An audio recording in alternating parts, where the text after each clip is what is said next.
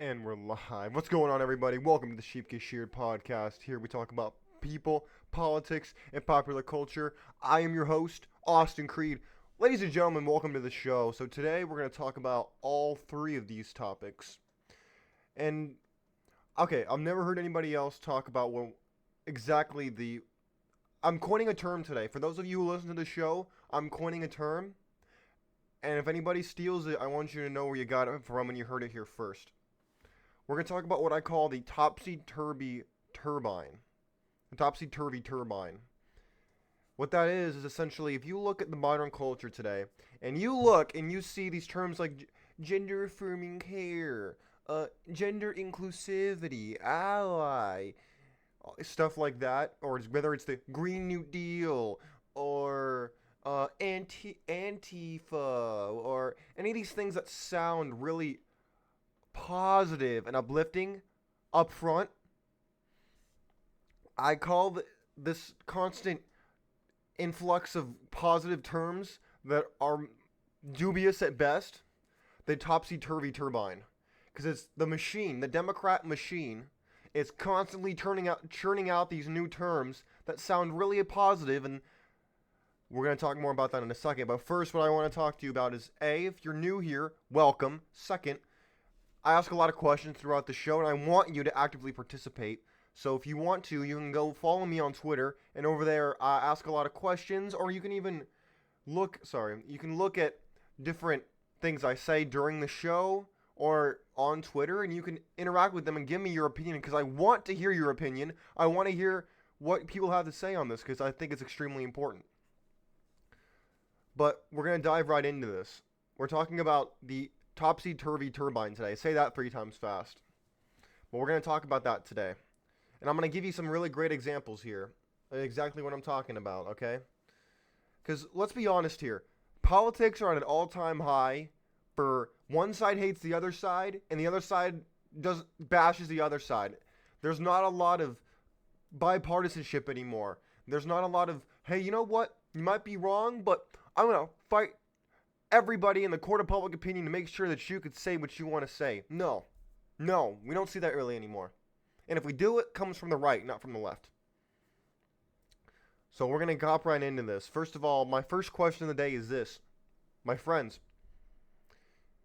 what do you think is the cause for all these terms? Do you think they're good? These terms like gender-affirming care, gender inclusivity, ally, advocator, stuff like that. Do you think these terms are good terms? Do you think these stand for good things in culture? Or do you think that they're, the way I think of it, as dubious at best?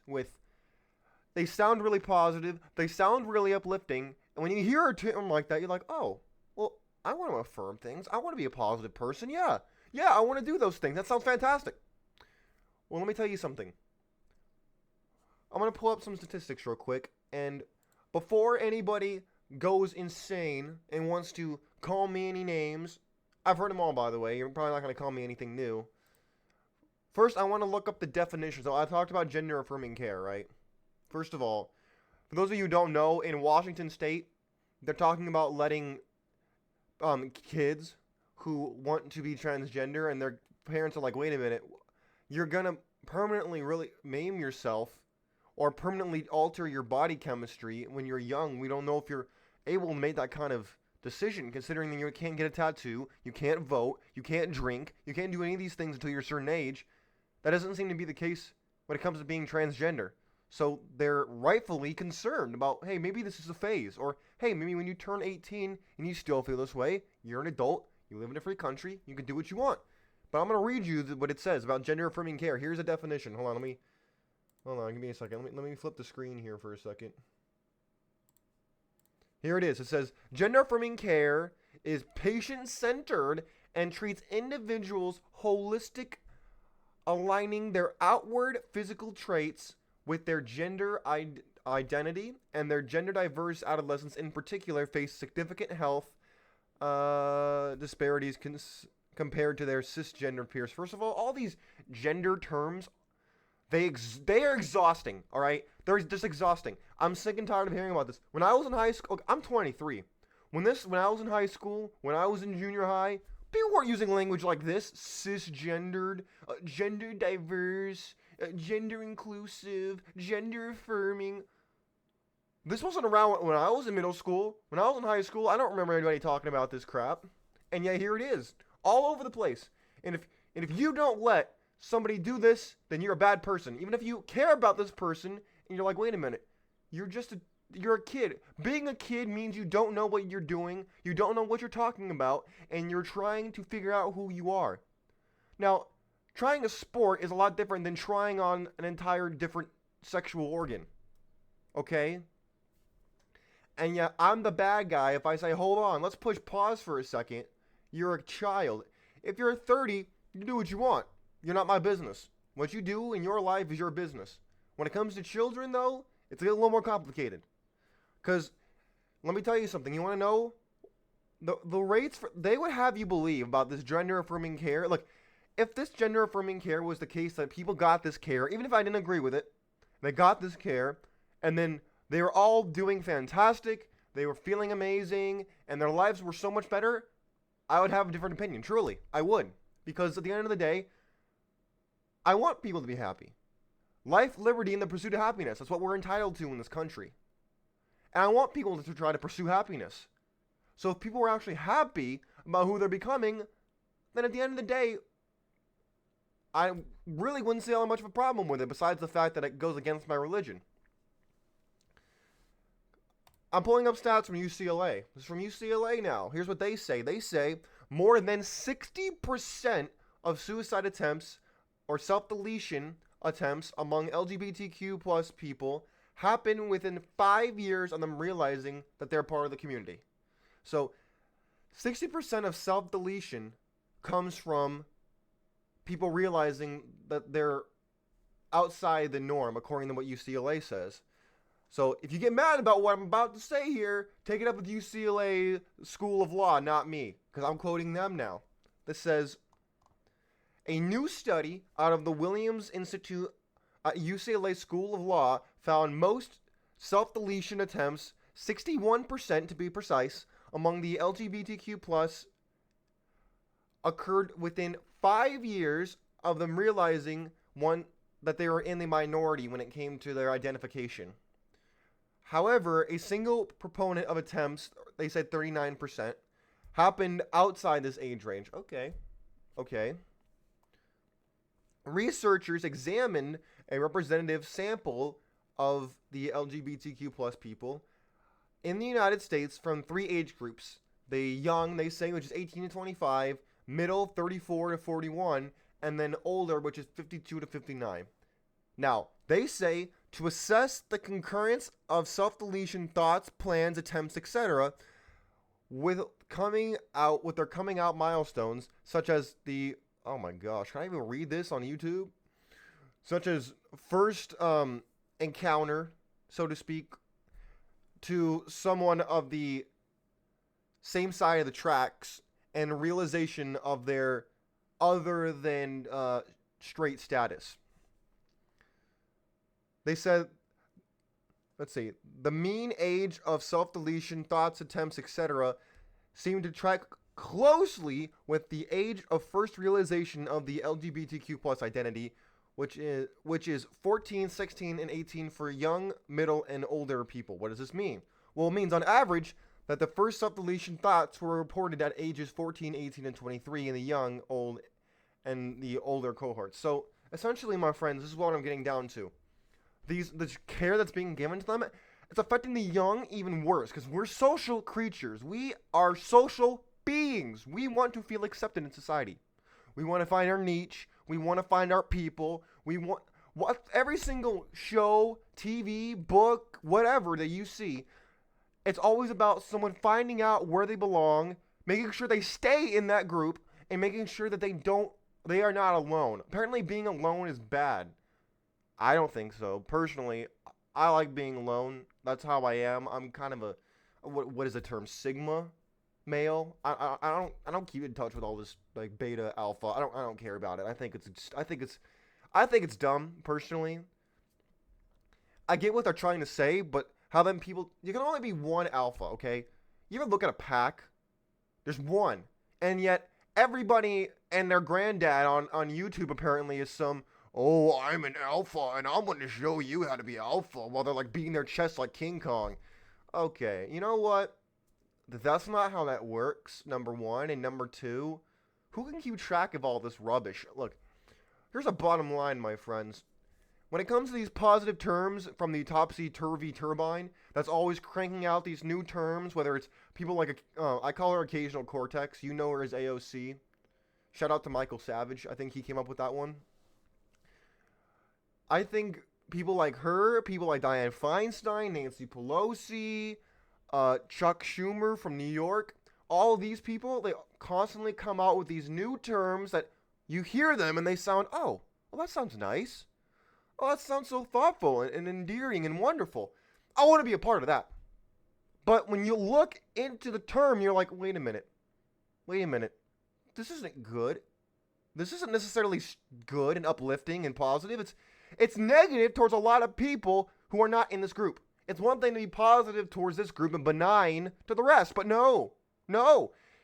They take it, oh, well, if you're not for this gender affirming, then you're a bad person and you must hate kids and you must be bad, blah, blah, blah, blah, blah, blah. You see all that? It's an automatic reaction to, oh, well, if you're not positive for this, well, then you're negative for that. Well, you can't say that. You don't know me. You don't know the people who are saying that. And yet you're assuming something and then you say that and then the court of public opinion or the mob, which is what the founding fathers feared, then turns on you with their proverbial pitchforks and comes after you. When you never actually said what people said that you said, but instead they said that you said it, so therefore you said it but didn't say it. See how that works? Or in other words, if you don't toe the party line, you know, like your friends in Germany did in the 1930s, at first they ignored you, and then before long, they put you in a camp, or they put you on medication because you were sick. Just look at what happened in Russia, or the Soviet Union. My friends, I'm not trying to scare you. What I'm trying to do is I'm trying to wake you up to realize that they're using positive words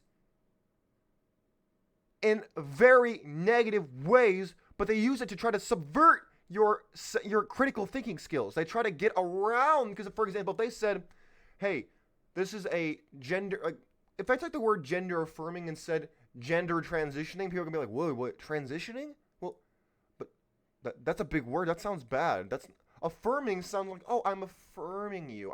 I care. I'm acknowledging you. That sounds really nice, really caring. And most people, look, I am choosing to believe here, and maybe I'm giving people too much credit, but I choose to believe that a lot of people they tend to be nice-ish people, clueless, but like most sheep, they're benign, and they just really care about themselves and their life, and everybody else, they want the best for them. They want them to be happy. And if they think that most people who are not psychotics, they want people to be happy. Now, if that version of being happy is taken from them, then they have a problem with it. However, if that version of being happy just means you do what you want to do, which is very much the American way, then they're going to accept it, which is why they come out with these terms called these positive invoking terms. The machine, the topsy. Oh, I say topsy-turvy because the terms sound good, but they're not. They sound positive, but they're really negative. They're the opposite of what they appear. Just look at Alice in Wonderland. It's the same idea. At first glance, you'd think one thing, but when you actually look at it for longer than 5 seconds, you realize, wait a second, there's something more going on here, and then you'll realize that it's actually the inverse of what you saw. That's what I mean by topsy-turvy. It's the opposite of what you originally thought it would be when you looked at it at first glance. That's why I'm coining the term Topsy-Turvy Turbine, because a turbine is something that's always cranking and always moving. It's a machine. The Democrat media machine is always putting out these new terms that sound really amazing and really caring, but yet, look at this. I pulled this up. Republicans and Democrats, according to the Pew Research Center, Republicans and Democrats increasingly critical of each other. I mean, this comes as shock to nobody, unless you're living under a rock or you could not care less about politics. But here it is. Here's the data. This was done in 2022. It says, now for those of you who are watching on YouTube, you can see the graph. But for those of you who are just listening, I'll read the graph to you. It says, majorities in both parties view members of the other party as either A, immoral, B, dishonest, or C, closed-minded than other Americans. And they show a graph. According to the graph, 62% of Republicans say that most Democrats are lazy, immoral, dishonest, and then the Democrats say that the Republicans are unintelligent and closed-minded. How many of you, I'm curious, how many of you, if you are, even if you're a leftist, how many of you have been called closed-minded because you're not just blindly accepting everything that's pushed your way? How many of you have been called this? I've been called this several times. See, most people who would say that to me, they don't have a mind to close in the first place. So I don't know where they think they get off telling me I'm closed-minded. Most of them couldn't hold a conversation with me for more than 5 minutes before their mind exploded. Or they were just, they look like that little image of your computer reloading and making that weird like noise. That's what they're going to sound like, the computer crashing. When it's their brain crashing. But my friends, we're becoming more polarized, and this is not an accident. I believe this to be very engineered, because the more we're at each other's necks, the more the government can make off with the money, the more they can push things down your throat, and the more they can just look like a bandit from one of those old-timey movies with a knapsack over his back, and they're just walking out the bank like a tiptoeing out of there. Meanwhile, the cops are arguing with each other. That's what's happening today. That is what's happening. Because you schmuck was too busy at the ball game. You schmuck was too busy yelling at your neighbor for being he's a liberal, he's a mean, messed up guy, or that Neanderthal Republican, I can't talk to him. My friends, it's all smoke and mirrors. It's like what Plato wrote about with the allegory of the cave. That's what we're dealing with today. And yet, they would have you believe that, they're stupid, they're closed-minded, they're Neanderthalic, they live they're backwoods, and I don't like those dang Republicans, or those Bolsheviks, they're bad. Look, we could do it all day, but look at these numbers. This is no laughing matter. Because look, it is good to have discourse. Don't get me wrong, it is. The problem lies when you look at where it's taking us. When you look at the fact that, unfortunately, too often, there is a lot of problems in the world today, especially in America. We can't even have a conversation about most things today. There used to be a joke about, when you're at Thanksgiving dinner, you don't talk about religion or politics because that can cause problems. You can't. That's gone way beyond your family, and now you can't talk about it at work. You can't talk about it at school. You can't talk about it with your friends. You can't talk about it really with anybody without fearing that somebody's going to pull out their camera and record you and send it to the internet and being like, look at this guy, he's this and he's that. And meanwhile, you didn't say any of that. But that doesn't matter. What matters is, in a world of clicks and views and everything else, which I'm a part of too, the further extreme you get, the more crazy you sound, the more your ratings go up, and the more oxygen-thieving morons, the useful idiots that Lenin wrote about, they view it and they go up, and they don't actually do research. They just react. I mean, why do research when you can react, right? Wrong. It's horrible. And I'm sick and tired of it, and I hope you are too, because the Topsy-Turvy turbines always checking out these new terms to get you excited about these. Well, that sounds nice. That sounds so benign and wonderful and very comforting and safe, when all these things are not. And yet they'd have you believe that you're the crazy one. They gaslight you into thinking that you're crazy because you don't support this. And you could have any reason in the world, but if you don't support it, then you must not like the person, or you must hate this or hate that. Meanwhile, they're mixing up hate with love. They're talking about how much they love, but all they talk about is how much they use love to hate you. They use love as a weapon against you. They use love as a means to attack you, and they use their love as a shield until it's convenient to use it as a sword, and then they use it as a sword against you. My friends, what do you have to say about this? Am I alone in seeing this? Am I alone with being the voice in the wilderness? I hope I'm not. I don't think I am. But if you want to talk about this, find me on Twitter at Austin Creed, and you can talk with me about it over there. Talk about it with anyone else that's part of the community. And over there, if you go over to Twitter and you follow me on at Austin Creed, there's a donate button over there. It's a URL code next to my current location, which is the Fortress of Solitude. Did a whole show on that. I thought it was funny. But anyways, all proceeds will go to the Patreon. I'm working on getting more content over there as time goes on. I want to post polls about what you want to hear more about, what you want to hear me talk more about. Because I want to interact and I want people's questions to be answered because I want to help. I don't want to be someone that's just talking about Democrats and Republicans and going home to collect my money.